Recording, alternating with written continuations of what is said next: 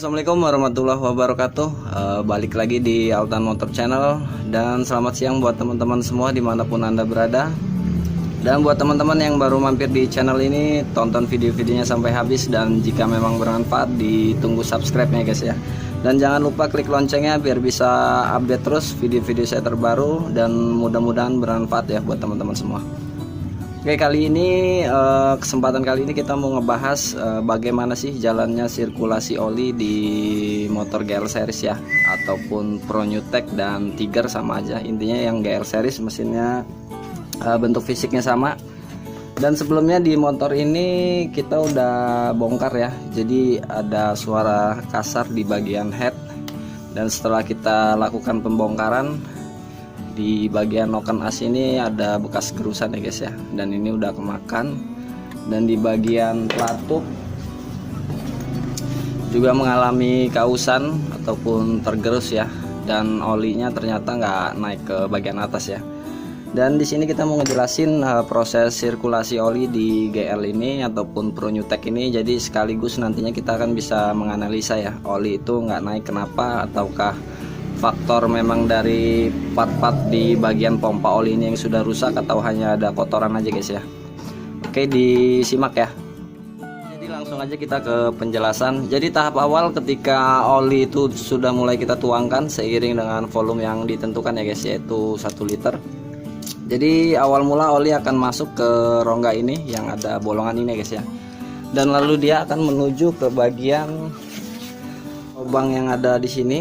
Lalu dia akan naik melalui proses penyaringan yang ada di filter ini guys ya, filter oli yang biasa teman-teman kalau buka oli pasti akan ada filter seperti ini ya. Jadi ini fungsinya untuk menyaring kotoran ya, supaya nantinya nggak akan masuk di bagian lubang ini. Karena di bagian lubang ini yang nantinya akan masuk menuju pompa oli ya, yang ada di lubang ini guys ya. Nah, saya ulangi lagi, oli akan masuk ke sini, lalu tembusnya ke bagian sana ya, lalu disaring oleh penyaringan ini ya, saringan oli yang akan nantinya menuju ke lubang pompa oli. Jadi ini pompa olinya guys ya. Nah, di bagian ini. Jadi kotoran yang terlalu besar jadi akan mengendap di sini. Jadi nantinya yang masuk ke bagian sini oli bersih ya, yang nggak ada kotoran. Sedangkan kalau filter ini bolong, sebisa mungkin harus kita ganti ya, karena nanti kotoran yang sangat besar ataupun gram-gram yang kecil pun nantinya akan masuk ataupun lolos ya ke bagian pompa oli ini, yang nantinya akan naik ke bagian sini guys ya. Dan ini pompa olinya. Jadi awal mula oli masuk itu di selah ini guys ya. Jadi lubang yang ini akan masuk ke bagian sini, lalu seiring gear ini berputar, lalu oli akan berpindah ataupun keluar melalui celah lubang ini, yang kemudian masuk ke bagian lubang sini ya. Kemudian diteruskan lagi, dia akan naik ke sela-sela ini ataupun rongga-rongga ini ya. Nah, lalu dia akan menuju ke atas. Lalu di sini ada lubang kecil ya guys, yang akan tembusnya di bagian di sini ada lubang ini ya. Lalu dia akan naik, terus naik akan masuk ke bagian head ya. Dan ini headnya, lalu dia akan masuk ke sela-sela. Jadi sela-sela ini ya, baut ini ya, oli itu akan naik lalu masuk ke sini. Dan di sini ada jalur lagi yang akan masuk ke noken as ya. Jadi mohon maaf ini udah kita rakit duluan ya guys ya. Nah, melalui noken as ini ya, jadi dia nantinya akan lewat belakang sini, lalu masuk ke bagian yang ada lubang ini ya, lalu keluar di sela-sela lubang kecil ini, yang nantinya akan melumasi kerja si piano tadi ya. Jadi nanti akan ada genangan ya di bagian head, karena headnya udah kita pasang sih, jadi nggak terlalu kelihatan ya, ataupun penjelasannya mohon maaf nggak terlalu detail. Jadi nanti akan ada oli yang tergenang di sini, seiring dengan noken as berputar kan dia akan terciprat-ciprat terus ya, makanya akan melumasi di bagian piano ini. Dan kemudian akan keluar melalui sela-sela sini ya, lalu turun ke bawah. Begitupun selanjutnya prosesnya akan naik turun ya. Untuk yang masalah sirkulasi oli selanjutnya, jadi ketika oli sudah mulai dipompa, yang akan naik ke bagian si blockhead ya. Dan satunya lagi akan dicabang melalui masuk lewat bak kopling ya. Nah, di sini ada lubang kecil yang di bagian sini ya. Jadi dia nanti akan masuk melewati lubang yang ini, lalu masuk ke bagian sini, dan yang nantinya akan masuk ke bagian krek AC guys ya, ke bagian sini. Jadi buat teman-teman harap perhatikan juga di bagian ininya, karena kalau per ini udah nggak bekerja, dia nggak akan nutup ke selah di bagian bak kopling tadi ya. Jadi ke selah sini, yang nantinya malah akan oli itu nggak akan masuk ke bagian karkas, melainkan dia akan turun ke bawah ya, ke bagian kopling.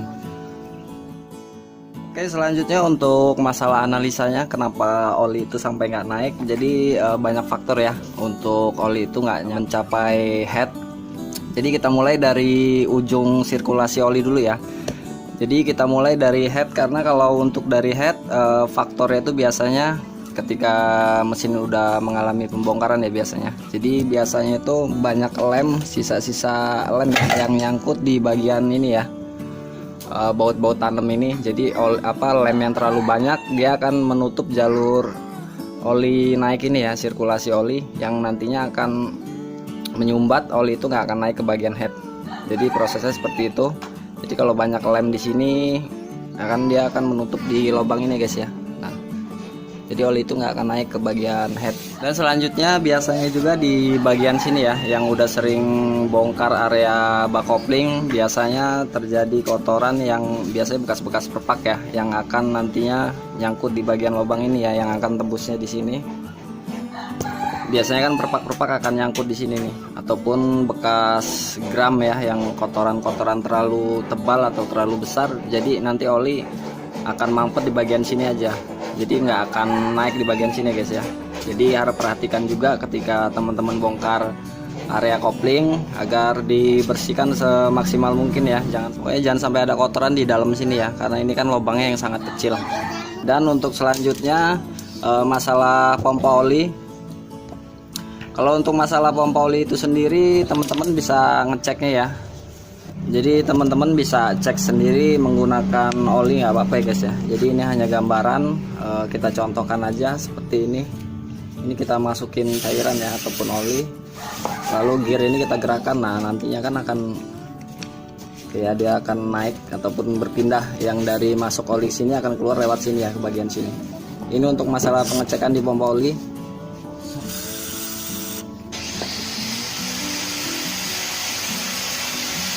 Oke, berarti ini masih bagus ya pompa olinya. Dan selanjutnya kita ke bagian proses awal ketika masuk ke pompa oli ya. Jadi oli itu pertama kali akan melewati bagian filter ini guys ya. Jadi teman-teman perhatikan juga bentuk fisik dari filter ini ya.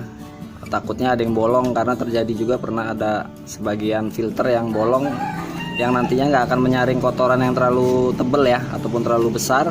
Jadi nanti akan menyumbat di bagian sini guys ya, pompa oli ini akan tertutup. Jadi cara pembersihannya teman-teman bisa semprotkan angin ya, angin yang bertekanan, kita semprot di bagian lubang ini yang nantinya kan akan keluar di bagian pembuangan oli tadi ya. Atau kita bersihkan dulu dengan cleaner, lalu kita bilas dengan bensin supaya kotorannya nanti akan keluar ya. Lalu kita semprot. Dan di bagian sini juga kita siram aja bensin ataupun cleaner, karena kan nanti keluarnya di bagian baut pembuangan itu tadi ya. Sebenarnya banyak faktor kotoran, terutama di perpak ya biasanya. Jadi kan ketika kita bongkar kopling, biasanya kan mesin ini kadang nggak kebersih semua ya. Jadi kita bersihin bekas perpak-perpaknya, kan pasti ada beberapa lah yang kecil-kecilnya dari kertas perpak itu yang akan menyumbat di bagian sini, karena ini lubangnya sangat kecil ya. Mudah-mudahan sampai sini teman-teman paham ya, yang belum mengerti tentang sirkulasi di GL series ya, ataupun cara menganalisa kenapa oli nggak naik. Jadi bisa teman-teman cek sendiri ya dari penjelasan tentang sirkulasi oli. Oke, sekian dulu tentang penjelasan dan analisa tentang sirkulasi oli di GL series ya, Pro Newtek dan Tiger. Jadi teman-teman bisa analisa sendiri sesuai dengan media ataupun bahan yang teman-teman pegang ya, ataupun teman-teman sedang kerjakan, karena banyak faktornya. Jadi di sini juga bisa ya guys ya, di bagian pompa oli ini kan dia ada karet o-ring. Jika karet o-ring ini udah nggak bisa meredam ataupun bocor, dia nantinya oli itu akan rembes di bagian-bagian sini, yang nggak akan berpindah, jadi nggak akan ke pompa ya. Jadi udah mau masuk dia akan rembes lagi ke bagian bawah. Jadi seperti itu aja. Oke, cukup sampai di sini. Dan sekali lagi buat teman-teman yang baru pertama kali mampir di channel ini, jika memang bermanfaat ditunggu subscribe-nya ya. Dan jangan lupa klik loncengnya biar bisa update terus video-video saya terbaru. Dan mudah-mudahan semua yang saya bagikan ini bermanfaat ya buat teman-teman semua. Oke, saya akhiri. Wassalamualaikum warahmatullahi wabarakatuh. Sampai ketemu lagi di video selanjutnya.